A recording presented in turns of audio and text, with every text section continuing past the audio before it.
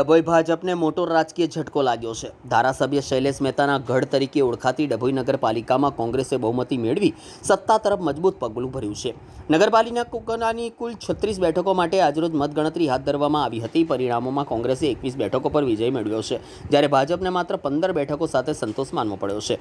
આ જીત સાથે કોંગ્રેસ હવે ડભોઈ નગરપાલિકામાં પોતાનું બોર્ડ બનાવવાની તૈયારીમાં છે। વહેલી સવારથી જ કોલેજ ગ્રાઉન્ડ ખાતે મતગણતરી દરમિયાન ઉત્સાહ, તણાવ અને રાજકીય ગરમાવો જોવા મળ્યો હતો। ક્યાંક ખુશી તો ક્યાંક નિરાશાનો માહોલ જોવા મળ્યો હતો।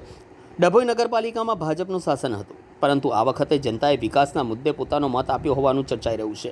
સ્થાનિક લોકોના મતે વિકાસના નામે અપેક્ષિત કામો નહીં થતાં લોકોમાં નારાજગી વધી હતી, જેના પરિણામે ભાજપને આ મોટો ઝટકો લાગ્યો છે।